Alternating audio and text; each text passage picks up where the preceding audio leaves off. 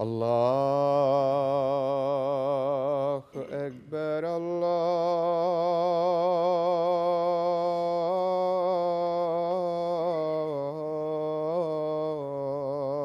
الله أكبر الله أكبر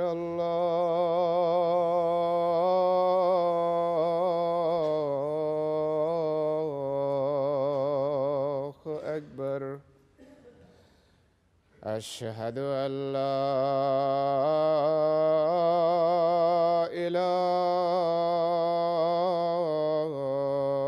إله إلا الله أشهد أن لا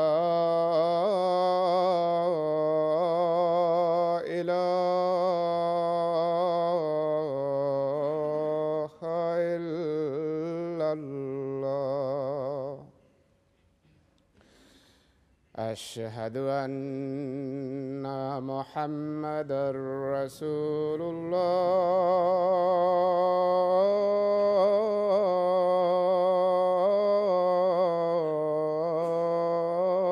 الله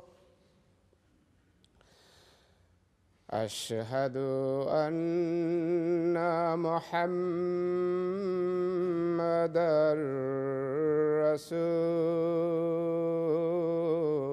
رسول الله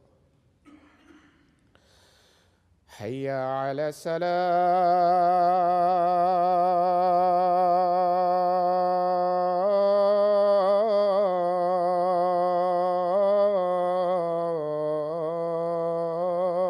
الصلاة حي على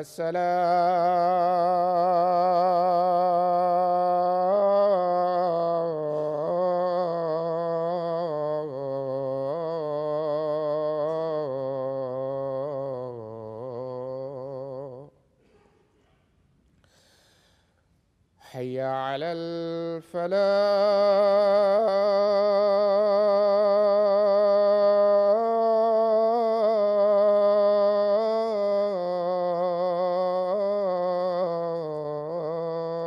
الفلاح حي على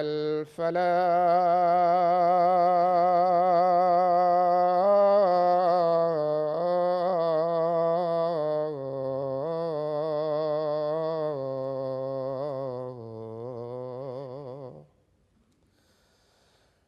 الله أكبر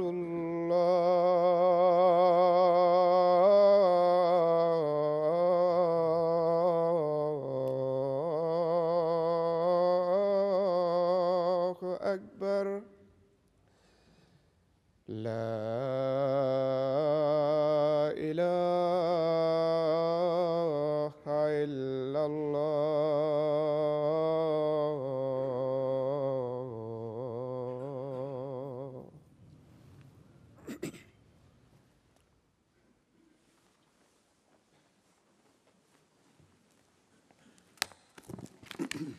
السلام عليكم ورحمة الله.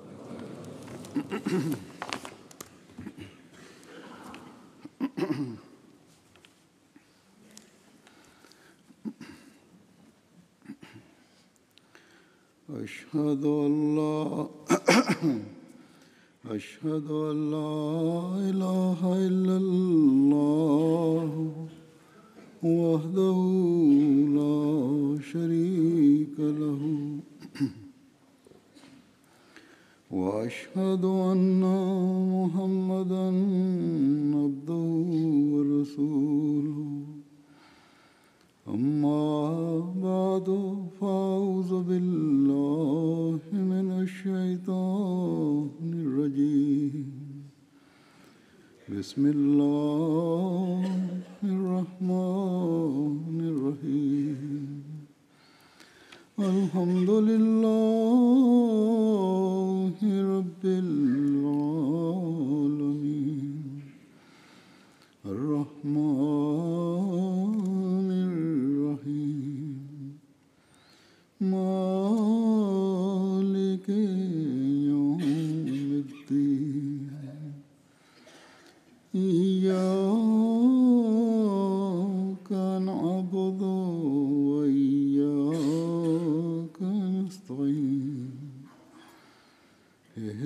الصراط المستقيم صراط الذين أنعمت عليهم غير المغضوب عليهم ولا الضالين قل يا عبادي الذين أسرفوا على أنفسهم لا تقنطوا من رحمة الله إن الله يغفر الذنوب جميعا إنه هو الغفور الرحيم وأنيبوا إلى ربكم وأسلموا له من قبل أن يأتيكم العذاب ثم لا تنصرون.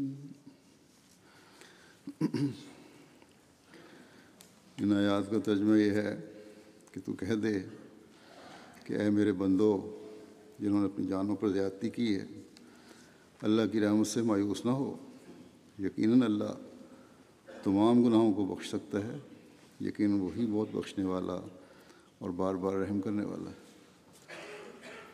اور اپنے رب کی طرف جھکو اور اس کے فرمان بردار ہو جاؤ، پیشتر اس کے کہ تم تک عذاب آ جائے پھر تم کوئی مدد نہیں دیے جاؤ گے۔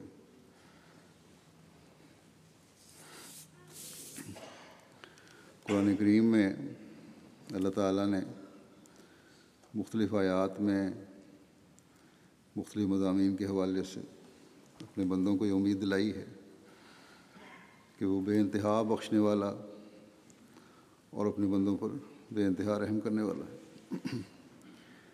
یہ آیات جو میں نے تلاوت کی ہیں، اس کی پہلی آیت میں یہی مضمون بیان ہوا ہے، اور اس میں ہر اس شخص کے لیے اللہ تعالیٰ کی رحمت کو جذب کرنے کا، اللہ تعالیٰ کی رحمت اور بخشش سے فیض پانے کا ایک خوبصورت پیغام ہے جو گناہوں کی وجہ سے اللہ تعالیٰ کی سزا سے خوف زدہ ہے۔ اللہ تعالیٰ فرماتا ہے، میرے بندو میری رحمت سے مایوس نہ ہو، میں مالک ہوں، میں طاقت رکھتا ہوں کہ تمہارے گناہ بخش دوں اور تمہیں اپنی رحمت کی چادر میں لپیٹ لوں۔ بس کیا خوبصورت پیغام ہے جو امیدوں کو بڑھاتا ہے اور مایوسیوں کا خاتمہ کرتا ہے۔ یہی پیغام ہے جو انسانوں کو کہہ رہا ہے کہ مایوسی گناہ ہے۔ یہی پیغام ہے جو ہمیں کمزوریوں سے بھی بچانے والے کی طرف لے جانے والا ہے اور زندگی کی ناکامیوں سے بھی دور رکھنے والا ہے، کیونکہ مایوسیاں ہی گناہوں کے کرنے اور زندگی کی ناکامیوں کی بسا اوقات وجہ بنتی ہیں۔ لیکن جو اللہ تعالیٰ کی رحمت کے نیچے آ جائے، مایوسیاں اور ناکامیاں اس سے دور بھاگتی۔ یہی پیغام ہے جو ہمیں خدا تعالیٰ کے حکموں پر چلنے اور اللہ تعالیٰ سے محبت کرنے کے راستے دکھا رہا ہے، تاکہ ہم اللہ تعالیٰ کا قرب حاصل کرتے چلے جانے والے بن کر اس کی رحمتوں سے فیض پاتے چلے جائیں۔ بس یہ پیغام تمام بھٹکے ہوئوں کے لیے روشن راستہ ہے۔ یہ پیغام تمام روحانی مردوں کے لیے زندگی کا پیغام ہے۔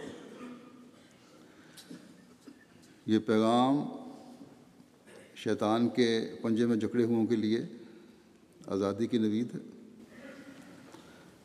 کیا ہی پیارا ہمارا خدا ہے جو ہم پر اپنے پیار کی اس طرح نظر ڈالتا ہے، جو بار بار اپنے ماننے والوں کو کہتا ہے ولا تیأسوا من روح اللہ، اور اللہ تعالیٰ کی رحمت سے نا امید مت ہو، کیونکہ لا یأس من روح اللہ الا القوم الکافرون، کہ اللہ کی رحمت سے کافروں کے سوا کوئی نا امید نہیں ہوتا۔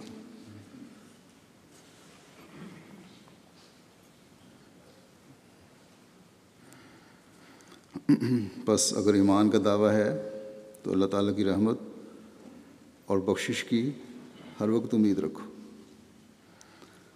تم اپنی بشری کمزوریوں کی وجہ سے بعض برائیوں میں مبتلا ہو گئے ہو، لیکن بھٹکے ہوئوں میں تو نہیں ہو، گمراہوں میں تو نہیں ہو، کہ اللہ تعالیٰ کی رحمت سے مایوس تو صرف بھٹکے ہوئے لوگ ہوتے ہیں، وہ لوگ ہیں جن کو خدا تعالیٰ پر یقین نہیں ہے، خدا تعالیٰ کی رحمانیت پر یقین نہیں ہے۔ یہ مایوسی بھٹکے ہوئوں کا شیوا ہے۔ اللہ تعالیٰ فرماتا ہے وَمَن يَقْنَطُ مِن رَحْمَتِ رَبِّهِ إِلَّا الضَّالُّونَ، وَمَن يَقْنَطُ مِن رَحْمَتِ رَبِّهِ إِلَّا الضَّالُّونَ، اور گمراہوں کے سوا اپنی رب کی رحمت سے کون نا امید ہوتا ہے؟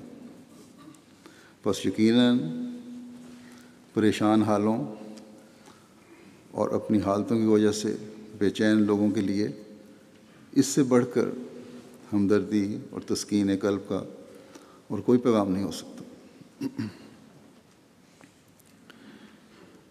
پھر ہمارا خدا ہماری تسکین کے لیے ہمیں یہ بھی کہتا ہے کہ وہ تمہارے برے اعمال کی وجہ سے تمہیں فوری پکڑ کر سزا نہیں دیتا، بلکہ وَرَبُّكَ الْغَفُورُ ذُو الرَّحْمَةِ،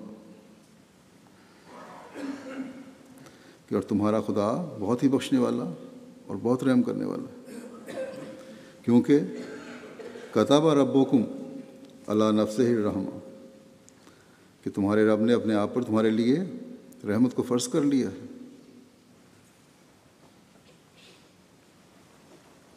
بس تمہارے جہالت سے کیے گئے گناہوں کو وہ معاف کرتا ہے۔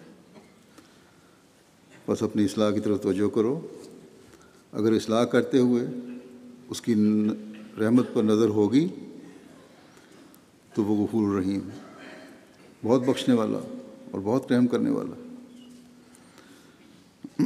اور صرف یہی نہیں کہ صرف وہ بخشنے والا اور رحم کرنے والا ہے، بلکہ فرماتا ہے وَرَحْمَتِي وَسِعَتْ كُلَّ شَيْءٍ، وَرَحْمَتِي وَسِعَتْ كُلَّ شَيْءٍ، کہ اور میری رحمت ہر ایک چیز کو حاوی ہے۔ یہاں بات تو مومنوں سے بھی آگے نکل جاتی ہے، صرف مومنوں کی بات نہیں ہو رہی، یہ رحمت تو کافروں کو بھی پہنچتی ہے، اور مومنوں پر تو پھر یہ فرض ہو گئی۔ وہ تمام گناہوں کو معاف کر سکتا ہے اور کرتا ہے، یہ اللہ تعالیٰ فرماتا ہے۔ وہ مالک ہے، اس کو معاف کرنے کے لیے کسی پابندی کی یا کسی شرط کی ضرورت نہیں ہے، لیکن کیا ایسے رحیم اور پیار کرنے والے خدا کے رحم اور پیار کا تقاضا نہیں کہ ہم اس کے کہنے پر چل کر اس کے حکموں پر عمل کر کے اس سے محبت کو بڑھائیں، اس کے اور قریب ہوں، اور اپنے گناہوں اور اپنی کمزوریوں کو ختم کرنے کی حتی المقدور کوشش کریں۔ یہ ساری باتیں جو میں نے قرآن کریم کے حوالے سے کی ہیں، اور اسی طرح جو احادیث ہم تک حضرت صلی اللہ علیہ وسلم کی پہنچتی ہیں، یہ سب ہمیں یہی بتاتی ہیں کہ کوئی بھی شخص ناقابل اصلاح نہیں، یہ نہیں ہو سکتا کہ کسی شخص کی اصلاح نہ ہو سکے، ہر ایک کی اصلاح ہو سکتی ہے، ہر ایک اللہ تعالیٰ کی عمومی رحمت سے زیادہ جو ہر ایک کے لیے پھیلی گئی ہے، اس کی رحمت کو حاصل کرنے والا بن سکتا ہے، اس سے بڑھ کر بھی، بشرطے کہ وہ اپنے دل میں اور پھر عملی طور پر پاک تبدیلیاں لانے کی کوشش کرے۔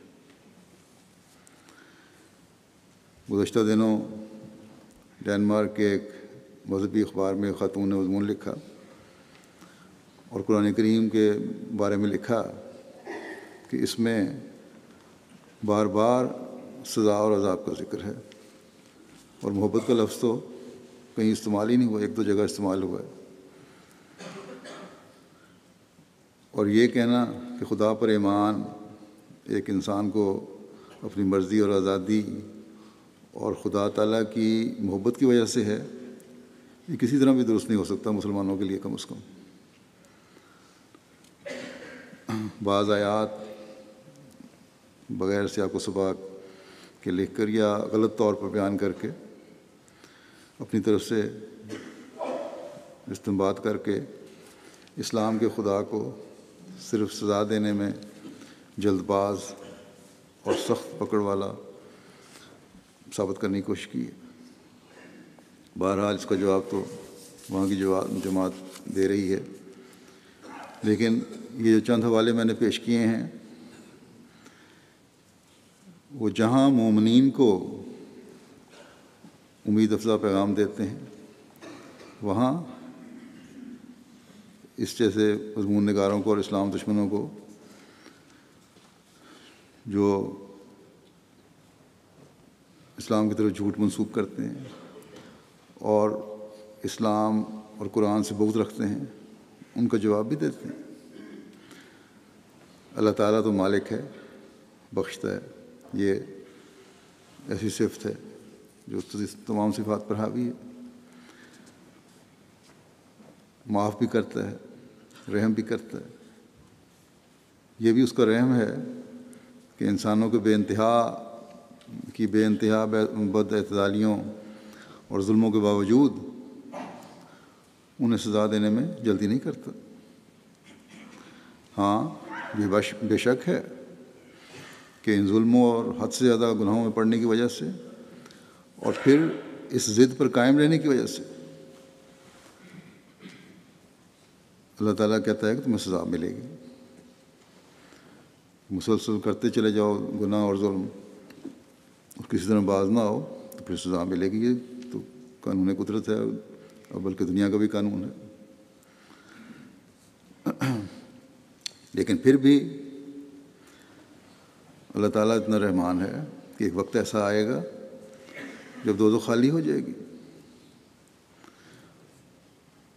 اللہ تعالیٰ کی رحمت ایسی وسیع اور لا انتہا ہے۔ ان آیات میں اللہ تعالیٰ نے اپنی رحمت اور بخشش کو بیان کرنے کے بعد فرمایا کہ تم لوگ اگر پھر بھی میری رحمت اور بخشش سے فائدہ نہیں اٹھاتے تو تمہارے لیے گناہوں اور ظلموں کی پھر سزا بھی ہے۔ لیکن یہ میری رحمت ہے اور میری بخشش ہے جو تمہیں بار بار توجہ دلا رہی ہے کہ ان سے بچو، اس سے پہلے اپنے آپ کو محفوظ کر لو کہ کوئی عذاب تمہیں گھیرے۔ حد سے زیادہ ظلموں کی وجہ سے تم میری پکڑ میں نہ آ جانا، بس بچنے کی کوشش کرو۔ اب جو اس پر بھی اعتراض کرتے ہیں، اس پر سوائے ان کی عقل کو اندھا اور بغض و عناد میں بھرے ہوئے ہونے کے اور کیا کہا جا سکتا ہے۔ اپنے ملکوں کے قانون جو بناتے ہیں اس میں تو یہ جرموں کی سزا دینا چاہتے ہیں، لیکن اللہ تعالیٰ کے قانون کو توڑنے والوں اور ظلموں اور زیادتیوں میں بڑھنے والوں کے بارے میں یہ کہتے ہیں کہ خدا تعالیٰ کیوں یہ کہتا ہے کہ میں سزا دوں گا، میں عذاب دوں گا۔ اسلام کا خدا کتنا بخشنہار ہے، اس کی وضاحت اس روایت سے ہوتی ہے۔ حضرت ابو سعید رضی اللہ تعالیٰ عنہ بیان کرتے ہیں کہ نبی کریم صلی اللہ علیہ وسلم نے فرمایا کہ بنی اسرائیل میں ایک شخص تھا جس نے 99 قتل کیے تھے، اب یہ مثالیں اس لیے دی جا رہی ہیں کہ اللہ تعالیٰ کی رحمت کے متعلق بتایا جائے کہ وہ ہمیشہ سے ہے اور ہمیشہ رہے گی۔ فرمایا کہ اس نے 99 قتل کیے تھے، پھر وہ توبہ کے متعلق پوچھنے کے لیے نکلا۔ ایک راہب کے پاس آ کر اس نے پوچھا کہ اب توبہ ہو سکتی ہے؟ اس راہب نے کہا نہیں، اب کوئی راستہ نہیں۔ اس نے اس کو بھی قتل کر دیا۔ وہ مسلسل اس کے بارے میں پوچھتا رہا کہ کیا توبہ قبول ہو سکتی ہے کہ نہیں۔ تو اس سے ایک شخص نے کہا کہ فلاں بستی میں جاؤ۔ تو جب وہ جا رہا تھا تو اس کو راستے میں موت آ گئی۔ اس نے اپنے سینے کو اس بستی کی طرف کر دیا۔ جب مر کے گرا تو اس طرف گرا۔ رحمت کے فرشتے اور عذاب کے فرشتے آ گئے، اس کے متعلق جھگڑنے لگے۔ اللہ تعالیٰ نے اس بستی کو جس میں وہ جا رہا تھا حکم دیا کہ اس کے قریب ہو جا، اور جس بستی سے وہ جا رہا تھا، دور جا رہا تھا، اسے حکم دیا کہ اس سے دور ہو جا۔ پھر فرشتوں کو حکم دیا کہ ان دونوں بستیوں کے درمیان فاصلے کی پیمائش کرو۔ تو وہ اس بستی جس طرح وہ جا رہا تھا، یعنی گناہ بخشوانے کے لیے، اس سے ایک بالشت قریب تھا، تو اللہ تعالیٰ نے اس بات پر اس سے بخش دیا۔ بس یہ ہے اسلام کا خدا، جو عذاب کے بجائے بخشنے کو پسند کرتا ہے، جس کی رحمت وسیع تر ہے۔ پھر ایک اور حدیث ہے کہ حضرت ابو ذر رضی اللہ عنہ نبی صلی اللہ علیہ وسلم سے روایت کرتے ہیں کہ آپ نے اپنے رب عز و جل اللہ کے بارے میں فرمایا کہ اللہ تعالیٰ فرماتا ہے، اے ابن آدم، تو مجھ سے دعا نہیں کرتا اور مجھ سے امید بھی وابستہ کرتا ہے، بس میں اس شرط کے ساتھ کہ تو شرک نہ کرے تجھے تیری خطائیں بخش دوں گا، اگرچہ تیری خطائیں زمین کے برابر بھی کیوں نہ ہوں۔ میں تجھے اپنی زمین بھر مغفرت کے ساتھ ملوں گا۔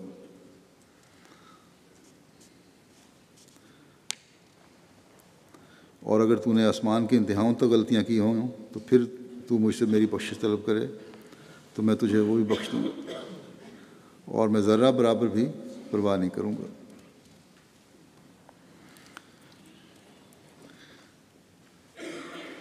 یہ ہے اللہ تعالیٰ جو اسلام کا خدا ہے، جو بخشنے والا ہے۔ اور ہم مومنوں پر اللہ تعالیٰ کے کتنے بڑے احسان ہیں، جن میں سے ایک یہ بھی ہے کہ ہر سال رمضان میں اس کے بخشش کے دروازے مزید کھلتے ہیں۔ رمضان میں اللہ تعالیٰ کی بخشش اور رحمت کے بارے میں ایک روایت یوں بیان ہوئی ہے۔ نضر بن شیبان کہتے ہیں کہ میں نے ابو سلمہ بن عبد الرحمن سے کہا، آپ مجھے کوئی ایسی بات بتائیے جو آپ نے اپنے والد سے سنی ہو اور انہوں نے ماہ رمضان کے بارے میں حضرت صلی اللہ علیہ وسلم سے براہ راست سنی ہو۔ ابو سلمہ بن عبد الرحمن نے کہا، ہاں، مجھ سے میرے والد نے بیان کیا کہ رسول اللہ صلی اللہ علیہ وسلم نے فرمایا، اللہ تبارک و تعالیٰ نے رمضان کے روزے رکھنا تم پر فرض کیے اور میں نے تمہارے لیے اس کا قیام جاری کر دیا ہے، بس جو کوئی ایمان کی حالت میں ثواب کی نیت سے اس میں روزے رکھے وہ گناہوں سے ایسے نکل جاتا ہے جیسے اس کی ماں نے اسے جنم دیا ہو، نوزائیدہ بچے کی طرح ہو جاتا ہے۔ بس ہمیں اس سے غرض نہیں کہ جاہلوں کو اسلام کا خدا کیسا نظر آتا ہے، ہمیں تو یہ پتہ ہے کہ ہمارا خدا ہمارے ماں باپ سے بڑھ کر ہمیں پیار کرنے والا ہے اور بخشنے والا ہے، اور ہماری طرف دوڑ کر آنے والا خدا ہے تاکہ اپنے بندوں کے گناہ بخشے۔ پھر رمضان کے حوالے سے ایک اور حدیث ہے جس میں رمضان کی برکات کا ذکر کیا گیا ہے۔ سلمان رضی اللہ عنہ روایت کرتے ہیں کہ رسول اللہ صلی اللہ علیہ وسلم نے ہمیں شعبان کے آخری روز مخاطب کرتے ہوئے فرمایا کہ اے لوگو، تم پر ایک عظیم اور بابرکت مہینہ سایہ فگن ہونے والا ہے۔ اس میں ایک ایسی رات ہے جو 1000 مہینوں سے بہتر ہے۔ اللہ تعالیٰ نے اس کے روزے رکھنے فرض کیے ہیں اور اس کی راتوں کو قیام کرنے کو نفل ٹھہرایا ہے۔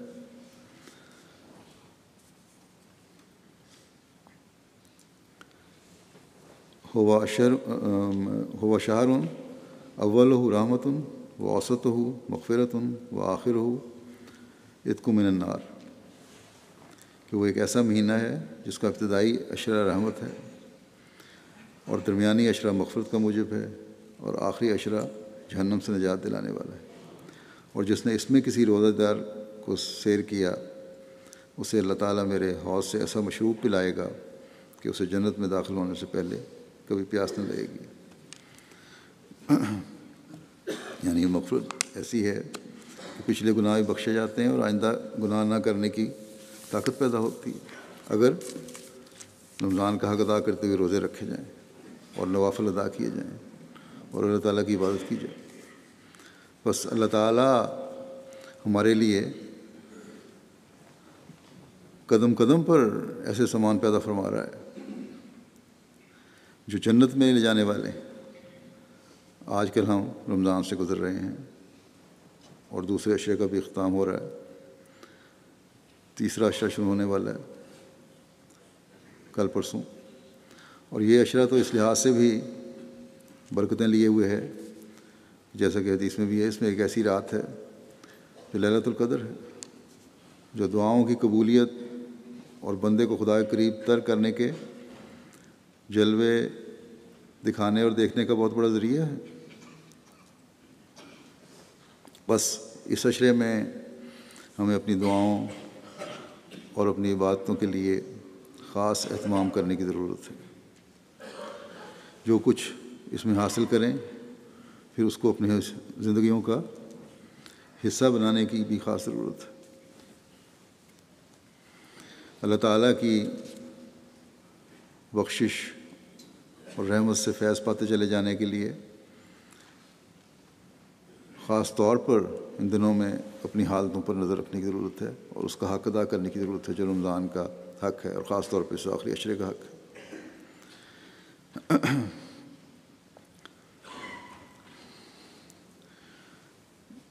اپنی برائیوں کو دور کرنے کے لیے، آئندہ گناہوں سے بچنے کے لیے، جہنم سے متعلق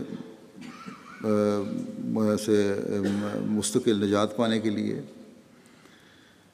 ایک کوشش کی ضرورت ہے۔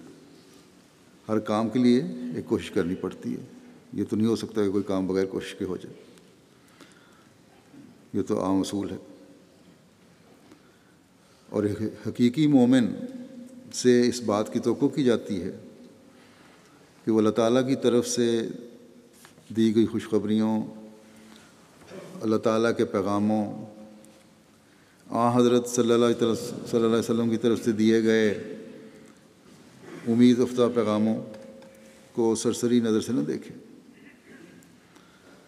بلکہ جب سنیں تو ان کا حصہ بننے کی ایک تڑپ دل میں پیدا ہو، اور یہ تڑپ تبھی فائدہ مند ہوگی جب اس کے حصول کے لیے عملی قدم بھی اٹھائے، اور عملی قدم وہی پھل لانے والے ہوتے ہیں، وہی کامیابی کی طرف لے جاتے ہیں جو ان اصولوں کے مطابق اور اس طریق پر چلتے ہوئے اٹھائے جائیں جو اس مقصد کو حاصل کرنے کے لیے بنائے گئے ہوں۔ بس بے شک اللہ تعالیٰ کی رحمت وسیع تر ہے، بے شک رمضان میں نیکیوں کے کئی گنا ثواب ہیں، بے شک رمضان رحمت اور مغفرت کے حصول اور جہنم سے دوری کا ذریعہ ہے، لیکن ان باتوں سے مستقل فائدہ وہی اٹھانے والے ہوتے ہیں جو ایک لگن کے ساتھ اس کے حصول کی کوشش کریں۔ بس ہم میں سے خوش قسمت ہیں وہ لوگ، یا ہوں گے ہم میں سے خوش قسمت وہ لوگ جو اس رمضان کو رحمت اور بخشش کے حاصل کرنے اور جہنم سے نجات کا ذریعہ بنا لیں گے۔ ان کمزوریوں کو ختم کرنے والے ہوں، اپنے گناہوں سے ہمیشہ کے لیے بچنے والے ہوں۔ یہ رمضان وہ سنگ میل بن جائے ہمارے لیے جو ہمیشہ برائیوں سے دور رکھنے والا اور ہمیشہ نیکیوں کی طرف لے جانے والا بن جائے۔ برائیوں سے اور نفرت ہمارے دلوں میں ایسی پیدا ہو جائے جو کبھی دوبارہ ہمیں ان برائیوں کی طرف مائل کرنے والی نہ ہو۔ سچی توبہ کی طرف ہماری توجہ ہو، اور ایسی توبہ ہو جو ہمیشہ اللہ تعالیٰ کے قرب کا ذریعہ بناتی چلی جائے۔ ان باتوں کا حصول کس طرح ہو سکتا ہے، یہ سچی توبہ کس طرح ہو سکتی ہے جو ہمیشہ گناہوں سے دور رکھے؟ اس بارے میں حضرت مسیح موعود علیہ السلام فرماتے ہیں کہ توبہ دراصل حصول اخلاق کے لیے بڑی محرک اور معیّد چیز ہے۔ اعلیٰ اخلاق اور اعلیٰ کردار کا مالک بننا ہے، اللہ تعالیٰ کے قریب ہونا ہے، تو توبہ ہی ہے جو اپنا صحیح کردار جو اس کا کام آتی ہے۔ اسی کی وجہ سے آدمی ترقی کرتا ہے، یہی چیز ہے جو مددگار بنتی ہے۔ فرمایا اور انسان کو کامل بنا دیتی ہے، یعنی جو شخص اپنے اخلاق سیئہ کی تبدیلی چاہتا ہے اس کے لیے ضروری ہے کہ سچے دل اور پکے ارادے کے ساتھ توبہ کرے۔ یہ بات بھی یاد رکھنی چاہیے کہ توبہ کی 3 شرائط ہیں، صرف توبہ کرنے سے توبہ نہیں ہو جاتی۔ بدون ان کی تکمیل کے سچی توبہ، جسے توبہ تو نصوح کہتے ہیں، حاصل نہیں ہوتی۔ اور شرائط کیا ہیں؟ فرمایا ان ہر 6 شرائط میں سے پہلی شرط، جسے عربی میں اقلاع کہتے ہیں، یعنی ان خیالات فاسدوں کو دور کر دیا جاوے جو ان خصائل ردیہ کے محرک ہیں۔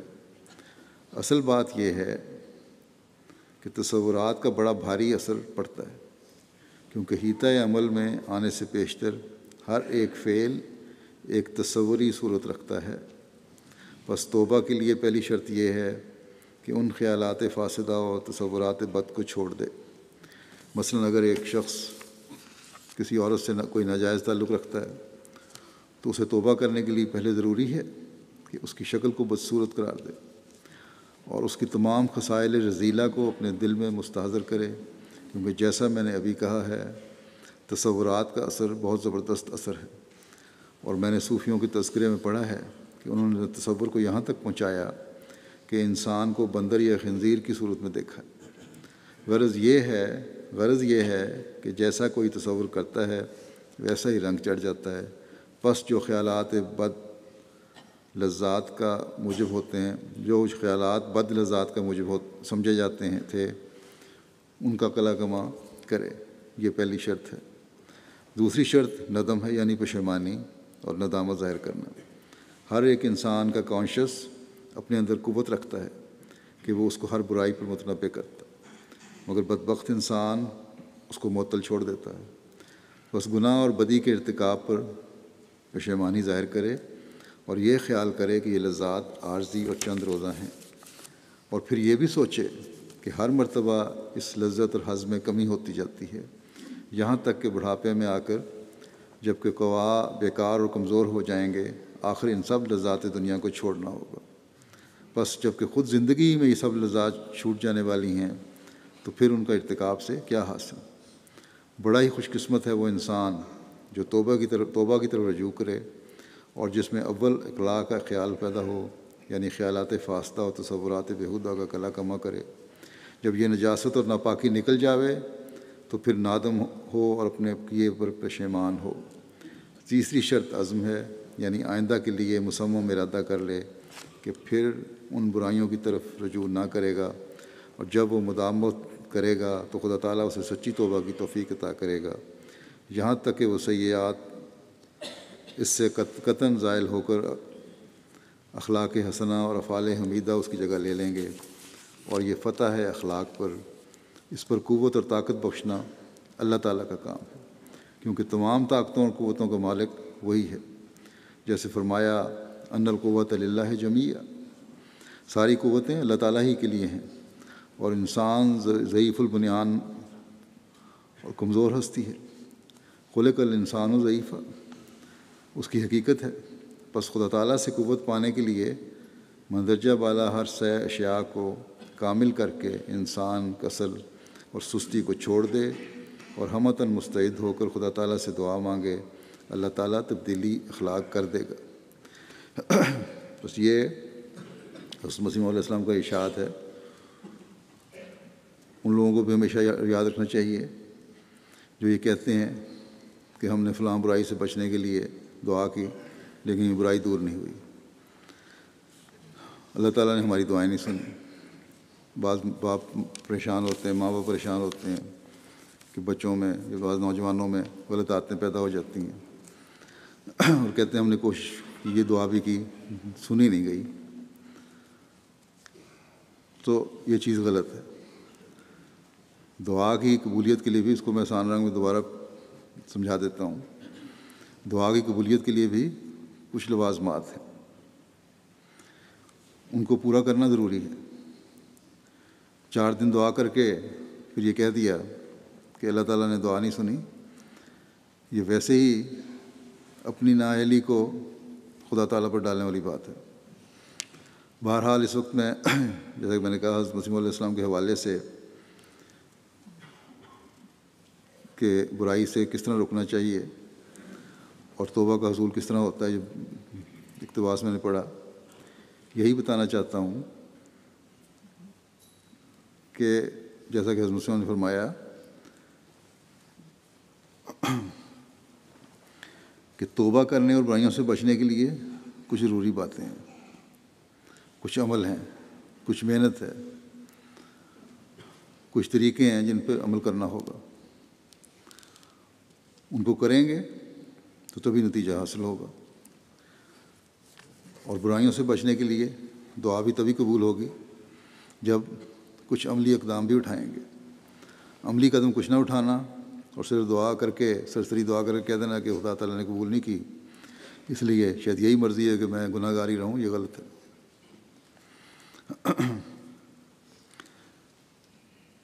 برے اعمال اور اخلاق کو اگر بہتر کرنا ہے تو حضرت مسیح علیہ السلام نے فرمایا ہے کہ 3 باتیں پہلے خود انسان کرے، پھر دعا کرے تو یہ دعا مددگار ہوتی ہے اور برائیاں پھر چھوٹ جاتی ہیں۔ اور سچی توبہ کے لیے جیسا کہ میں نے حوالے میں پڑھا، آپ نے فرمایا کہ پہلی بات یہ ہے کہ گندے اور برے خیالات سے اپنے دماغ کو پہلے صاف کرو۔ کسی بھی برائی کی لذت کا تصور پہلے دماغ میں پیدا ہوتا ہے، تب انسان اس برائی کو کرتا ہے۔ اگر دماغ میں تصور پیدا نہ ہو برائی کا یا اس کی اچھائی کا یا لذت کا اور کریت ہو تو کبھی وہ برائی کرتا ہی نہیں، اور تصور پیدا ہوتا ہے، اس کی لذت کا احساس پیدا ہوتا ہے، پھر اس برائی کی طرف انسان راغب ہوتا ہے۔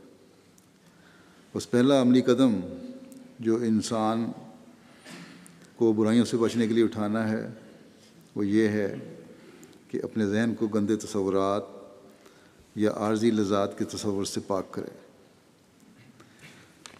اس کی مثال آپ نے یہ دی کہ جس طرح مثلاً کسی عورت سے ناجائز تعلقات ہوتے ہیں، دوستیاں قائم ہو جاتی ہیں، تو ایسی عورت کا اچھا تصور دماغ میں قائم کرنے کے بجائے بدصورت تصور قائم کرو۔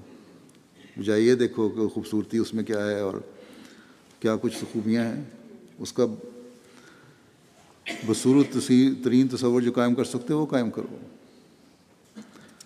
اس کے جو برے خصائل ہیں، جو اس کی برائیاں ہیں، ان کو سامنے لاؤ، اور ایک ایسے شکل تصور میں قائم کرو جو سخت قسم کی مکروہ اور کریہ شکل ہو، تو تبھی اس برائی سے تم دور ہو سکو گے۔ پھر دوسری شرط یہ بتائی کہ اپنے نیک کانشس کو بیدار کرو اور سوچو کہ میں کن برائیوں میں مبتلا ہو رہا ہوں۔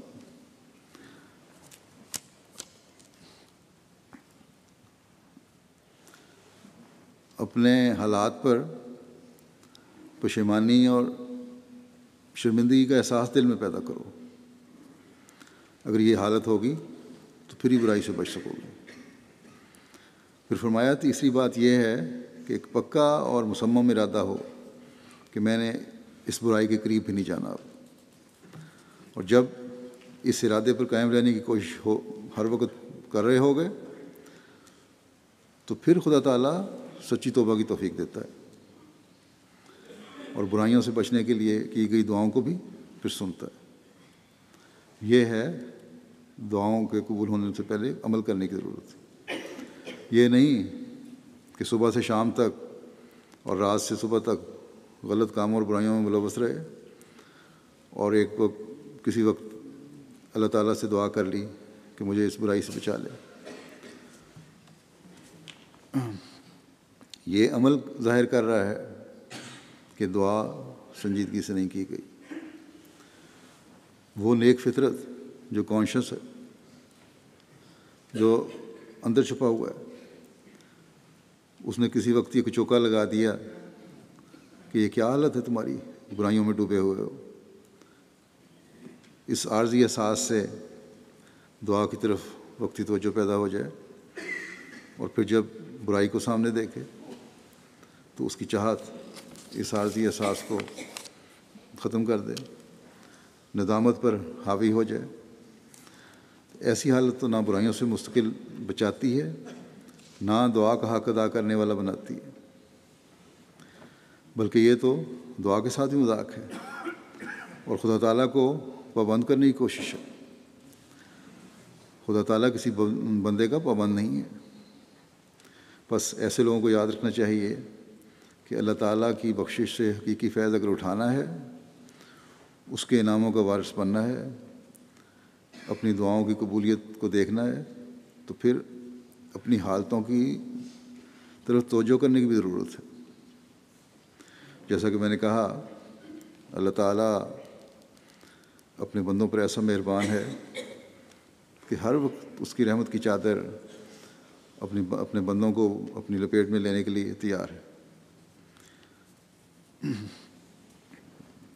کیا یہ بات ہم سے اس بات کا تقاضا نہیں کرتی کہ ہم خود بھی اللہ تعالیٰ کے بتائے ہوئے حکموں پر چل کر اس کی بخشش اور رحمت کو حاصل کرنے والے بنیں؟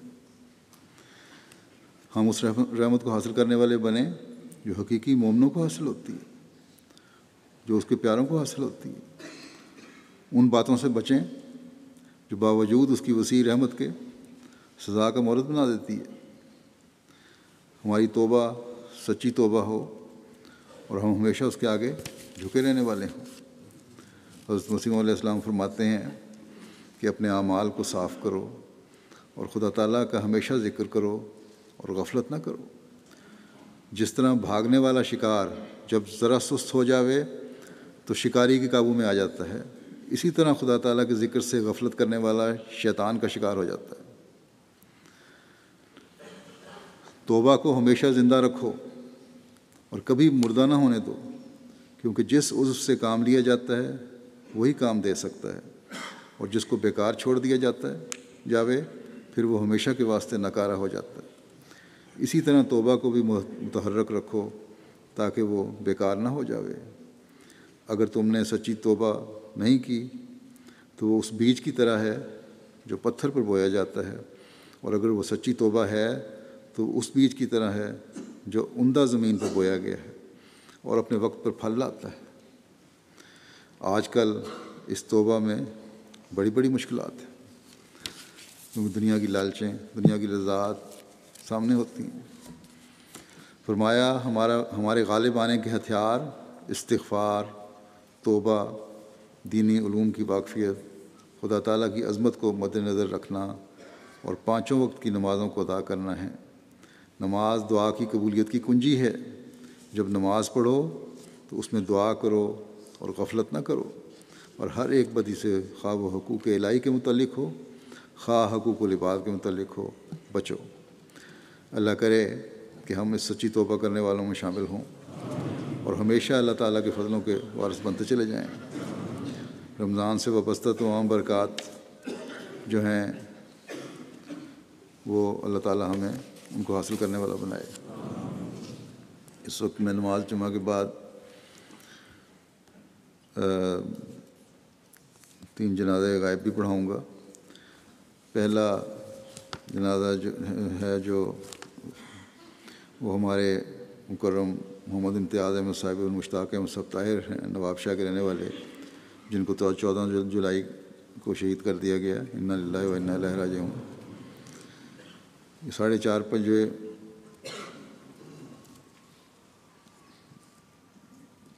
ان کی عمر تقریباً 39 سال تھی۔ کہتے ہیں کہ شام کو 4:30 یہ کچھ نامعلوم موٹر سائیکل سوار آئے ان کی دکان پر اور ان کو گولی مار کے شہید کر دیا۔ انا للہ و انا الیہ راجعون۔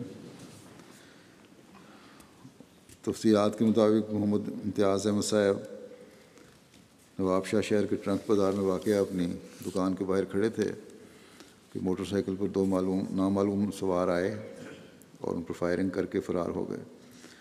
فائرنگ کے نتیجے میں انہیں 3 گولیاں لگیں۔ 2 گولیاں ان کے سر پر دائیں طرف لگیں اور بائیں طرف کان کے نیچے سے آر پار ہو گئیں، جبکہ تیسری گولی ان کے ہاتھ پہ لگی۔ بہرحال موقع پہ شہادت ہو گئی۔ انا للہ و انا الیہ راجعون۔ نواب شاہ میں مذہبی منافرت کی وجہ سے اب تک یہ 9ویں شہادت ہے،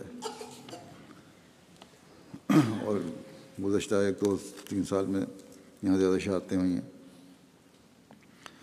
اس واقعے سے 2-3 دن پہلے شہید مرحوم کو ایک قریبی دکاندار نے بتایا بھی تھا کہ بعض مخالفین آپ کے خلاف سازشیں کر رہے ہیں، ہوشیار رہیں۔ بہرحال احتیاط جتنی مرضی کرو، باہر تو نکلنا ہی ہوتا ہے اور دشمنوں کو موقع مل جاتا ہے۔ شہید مرحوم کے خاندان میں احمدیت کا نفوذ 1935 میں ان کے دادا مکرم سیٹھ محمد الدین صاحب آف امرتسر کے ذریعے سے ہوا تھا، جنہوں نے نعمت اللہ خان صاحب وزیر آباد کے ذریعے سے بیعت کی تھی۔ 1947 میں یہ امرتسر انڈیا سے نواب شاہ پاکستان میں شفٹ ہو گئے۔ 1975 میں شہید پیدا ہوئے تھے، پھر FSc کی تعلیم حاصل کی، اس کے بعد اپنے والد کے ساتھ کاروبار میں مصروف ہو گئے۔ جماعتی خدمات کافی کرتے تھے۔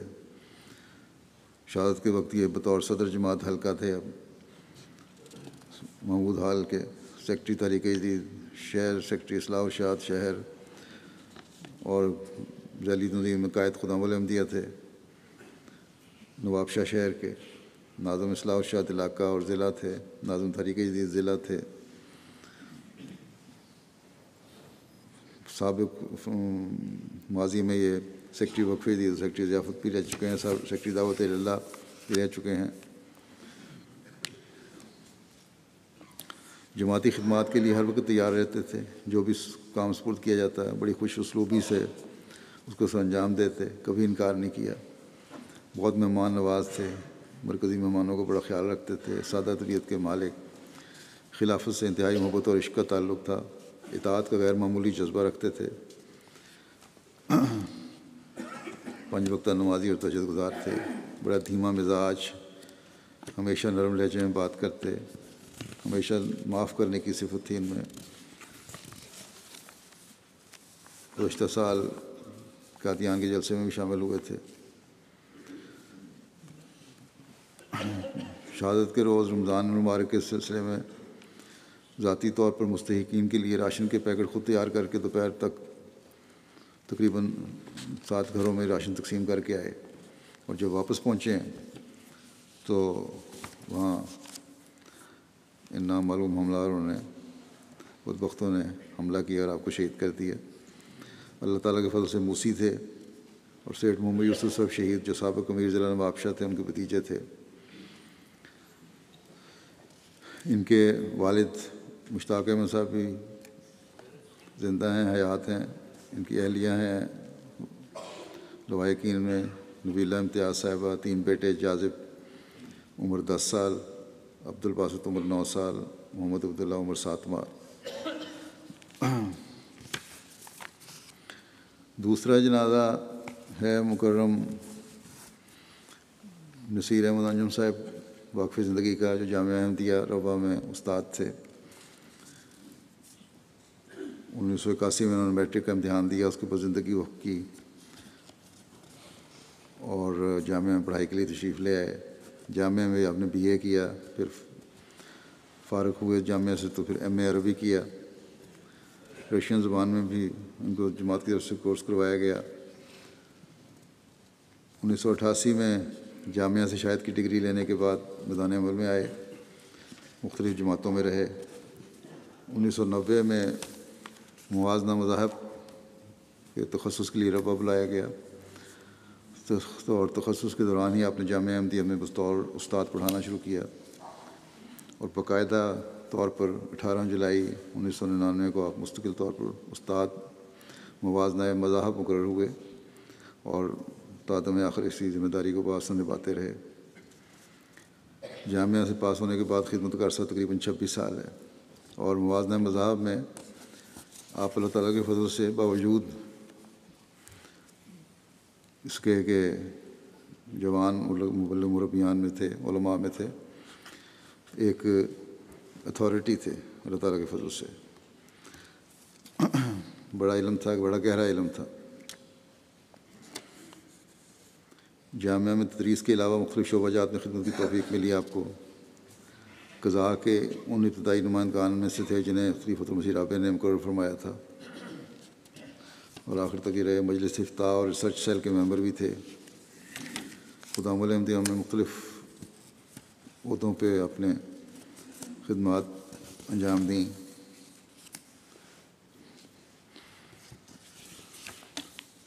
پھر ایک خوبی ان کی یہ تھی، گھر والے بتاتے ہیں کہ نظام جماعت کے خلاف کوئی بات برداشت نہیں کر سکتے تھے۔ اگر اپنے بچوں سے بھی کوئی کسی عہدیدار کے خلاف بات کرتا تو اس کو سمجھاتے، اور اگر کوئی شخص کسی جماعتی فیصلے یا شخصیت کے خلاف بات کرنے کی کوشش کرتا اس کو بھی بڑی حکمت سے سمجھا دیتے۔ جلسہ سالانہ UK میں بھی ان کو شمولیت کی سعادت ملی، اور جلسہ سالانہ میں 2010 میں غالباً انہوں نے یہاں تقریر بھی کی تھی جلسے پہ۔ اور اس دفعہ بھی مجھے انہوں نے لکھا تھا کہ میں نے اپلائی کیا ہوا ہے، اللہ کرے ویزا مل جائے، پھر ریجیکٹ ہو گیا، پھر دوبارہ اپلائی کیا۔ خلافت کے ساتھ غیر معمولی تعلق اور پیار تھا ان کو، اور حقیقی سلطان نصیر میں شامل تھے۔ تبلیغ کا بڑا شوق تھا، ہر جگہ مجلس میں جاتے تھے، اور بڑا عبور تھا ان کو تبلیغی میدان میں بھی۔ بڑے دلائل سے لوگوں کو، پڑھے لکھوں کو بھی بڑے قائل کر لیا کرتے تھے۔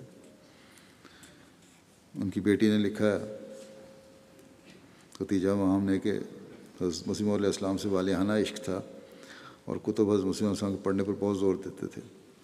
حضرت مسیح علیہ السلام کی کتب کی لغت لکھ رہے تھے، اور یہ فکر مند رہتے تھے کہ یہ قیمتی خزانہ لوگوں تک پہنچ جائے۔ مشکل الفاظ کی ڈکشنری لکھ رہے تھے تاکہ لوگ حضور علیہ السلام کی کتب سے مستفید ہو سکیں۔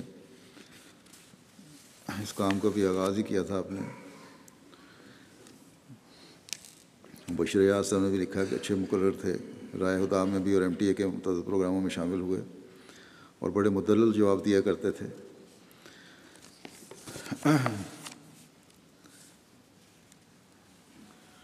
اللہ تعالیٰ ان سے مغفرت کا سلوک فرمائے، ان کے درجات بلند کرے۔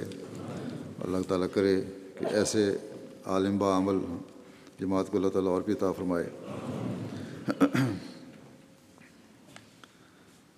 تیسرا جنازہ ہے مکرم شہزادہ مرزا انور احمد صاحب کا، جو حضرت مسلم موعود رضی اللہ عنہ کے بیٹے اور حضرت ام ناصر کے بیٹے تھے۔ ان کی وفات ہوئی ہے گزشتہ سوموار کو۔ انا للہ و انا الیہ راجعون۔ آپ نے 1944 میں میٹرک پاس کیا، پھر حضرت مسلم موعود کی خواہش پر ایگریکلچر کالج میں داخل ہو گئے۔ پھر دارالضیافت کی ابتدائی کچی عمارت جو مسجد مبارک کے سامنے تھی، اس کا انتظام حضرت مسلم موعود نے ان کے سپرد کیا۔ موجودہ دارالضیافت کی ابتدائی تعمیر بھی آپ کے دور میں ہوئی۔ 82-83 تک افسر لنگر خانہ کی حیثیت سے خدمات بجا لاتے رہے۔ پھر بطور نائب ناظر امور عامہ خدمت کی توفیق ملی۔ پھر حضرت خلیفہ مسیح ثانی نے اپنے زمینوں کی نگرانی بھی ان کے سپرد کی. ان کی شادی صاحبزادی صبیہ بیگم صاحبہ بنت مکرم مرزا رشید احمد صاحب ابن حضرت مرزا سلطان احمد صاحب کے ساتھ ہوئی. 3 بیٹے اور بیٹیاں اور 1 بیٹا ہے ان کا.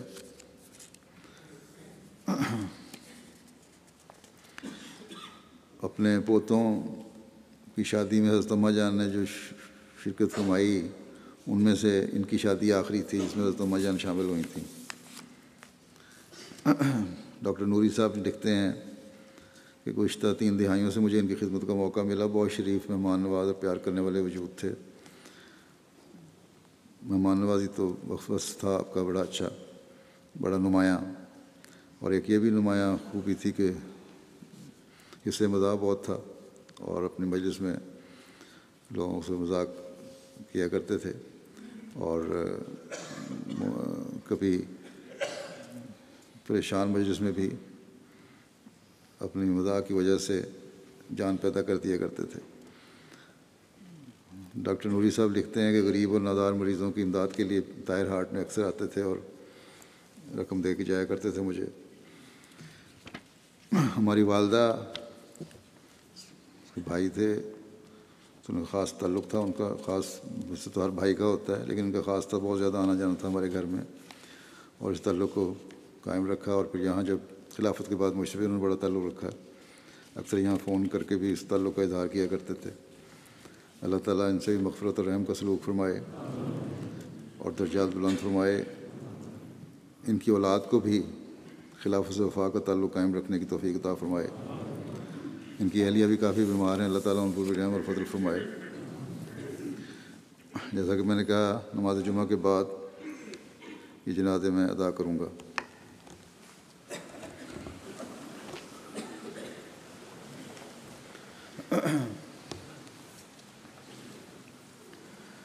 الحمد للہ الحمد للہ الحمد للہ نحمده ونستعینه ونستغفره ونؤمن به ونتوکل علیہ ونعوذ باللہ من شرور انفسنا ومن سیئات اعمالنا من يهده الله فلا مضل له ومن يضلل فلا هادي له ونشهد أن لا إله إلا الله ونشهد أن محمدا عبده ورسوله.